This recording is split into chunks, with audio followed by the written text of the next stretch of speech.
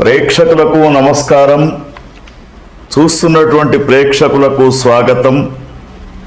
మనకు విశ్వావసునామ సంవత్సరంలో రాహువు కేతువు రెండు గ్రహాలు కూడా ఈ మే 18వ తేదీ నుండి గ్రహ సంచారం అనేది జరుగుతూ ఉంది. ఒక్కొక్క రాశిలో రాహు కేతువుల యొక్క సంచారం జరిగినప్పుడు మరి ఏ విధంగా ఉంటుంది, ఎటువంటి శ్రద్ధ తీసుకోవాలనే విషయాన్ని మనం ఇప్పుడు చూద్దాం. ధరణీ గర్భ సంభూతం విద్యుత్ కాంచన సన్నిభం కుమారం శక్తి హస్తంచ మంగళం ప్రణమామ్యహం. చూస్తున్నటువంటి ప్రేక్షకులకు స్వాగతం. విశ్వావసునామ సంవత్సరంలో రాహు కేతువు యొక్క సంచారం మే 18వ తేదీ నుండి మారుతూ ఉంది. మరి వృశ్చిక రాశి వారికి ఏ విధంగా ఉండబోతుందో మనం గమనిద్దాం. వృశ్చిక రాశి వారికి రాహు యొక్క స్థానం 18వ తేదీ నుండి 4వ స్థానం, కేతువు యొక్క స్థానం 10వ స్థానం. అంటే రాహు కేతువులు ఇద్దరు కూడా మిశ్రమ ఫలితాలను ఇచ్చే విధంగా కనబడుతూ ఉన్నారు. ముఖ్యంగా ఇక్కడ రాహు చాలా ప్రతికూలమైనటువంటి ఫలితాలు ఇస్తాడు. ఆరోగ్యపరంగా గర్భ సంబంధమైనటువంటి ఆరోగ్య దోషాలు, శత్రువుల వల్ల ఇబ్బందులు ఎదురవుతూ ఉంటాయి. సన్నిహిత బంధువులు లేదా స్నేహితుడు, మీకు దగ్గరి బంధువులో ఎవరో ఒకరు మరి దూరమయ్యే అవకాశాలు కూడా మీకు కనబడుతూ ఉన్నాయి. తర్వాత ఇంకొక విషయం కూడా చూసినప్పుడు వీరికి ఎవరైతే యువతీ యువకులు ఉంటూ ఉంటారో మాట పట్టింపుతోటి ఒక రకంగా పోట్లాటలు ఏర్పడే అవకాశం కూడా కనబడుతూ ఉంది. తర్వాత ప్రయాణాల్లో చాలా జాగ్రత్తలు వీరు తీసుకోవాలి. నిద్రలేమి సమస్య అనేది మిమ్మల్ని పీడిస్తూ ఉంటుంది. తర్వాత కుటుంబంలో ఎవరికో ఒకరికి అనారోగ్యం ఉంటూ ఉంటుంది. కాబట్టి మీ కులదేవత ఎవరైతే ఉంటూ ఉంటారో కులదేవత ఆరాధన చెయ్యండి. తర్వాత కేతువు యొక్క స్థానం గమనించినప్పుడు కూడా 10వ స్థానం మిశ్రమ ఫలితాలు ఇస్తూ ఉంటాడు.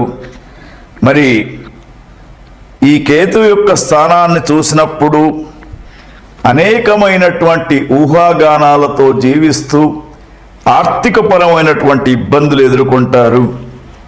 వ్యాపారస్తులకు అనుకున్న రీతిలో వ్యాపారం జరగదు.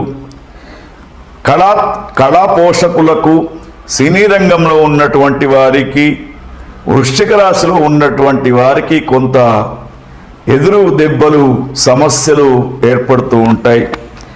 తర్వాత ముఖ్యంగా వీరికి మరి తీర్థయాత్రలకు వెళ్ళాలనుకుంటారు.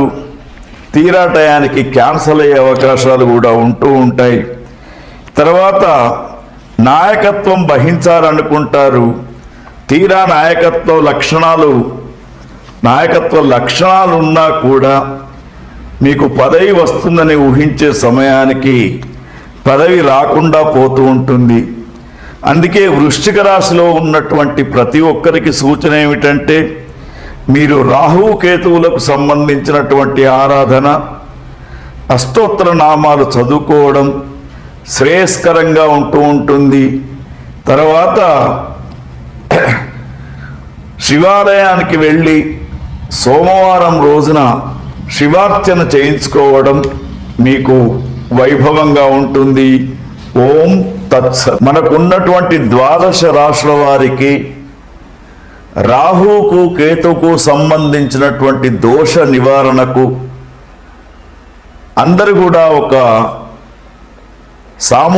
సామూహికమైనటువంటి పరిష్కారం చేసుకోవచ్చు. ఎందుకంటే ఈ శ్లోకాన్ని ప్రతిరోజు కూడా చదువుకోవాలి. ఉగ్రం వీరం మహావిష్ణుం జ్వలంతం సర్వతోముఖం నృసింహం భీషణం భద్రం మృత్యోర్మృత్యుం నమామ్యహం అనే శ్లోకాన్ని అందరూ కూడా చదువుకోవడంతో పాటు ఈ 22వ తేదీన వస్తున్నటువంటి వైశాఖ బహుళ దశమి హనుమత్ జయంతి వస్తూ ఉంది. ఎవరికైతే రాహుకేతు గ్రహాలు చక్కగా లేవో, 12 రాశులలో ఒకరికి రాహు బాగా ఉంటే ఒకరికి కేతువు బాగా లేడు. కాబట్టి 12 రాశులకు సంబంధించినటువంటి అందరూ కూడా 22వ తేదీ తప్పకుండా ఆంజనేయ స్వామి వారి యొక్క పూజాది కార్యక్రమాలు, ఆకు పూజ కావచ్చు, లేదా చందనము పూయడం కావచ్చు, వడల పేర్లు వేయడం కావచ్చు, లేదా 5 అరటిపండ్లు నైవేద్యం సమర్పించడం తప్పకుండా చేయాలి.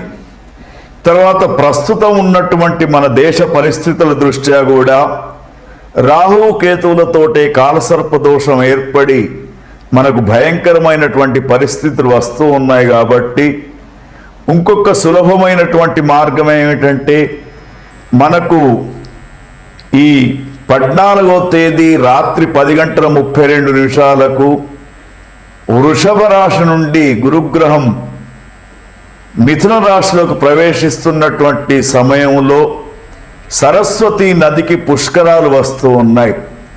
మరి సరస్వతి నది మనకు ఎక్కడో లేదు, త్రివేణి సంగమం అయినటువంటి ప్రయాగలో కుంభమేళ జరిగిన దిక్కుంది.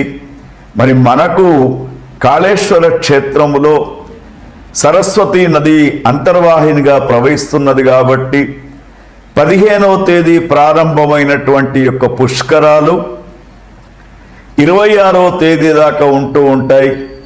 ప్రతి ఒక్కరు కూడా పుష్కర స్నానం చెయ్యండి. తర్వాత అక్కడ ఉన్నటువంటి కాళేశ్వర ముక్తేశ్వర స్వామి వారి యొక్క దర్శనం చేసుకోండి. తల్లిదండ్రులు లేనటువంటి వారు పితృతర్పణాలు, శ్రాద్ధాది కార్యక్రమాలు కూడా చేసుకుంటే ఈ రాహుకేతువుల యొక్క పరిష్కారం అనేది జరుగుతూ ఉంటుంది.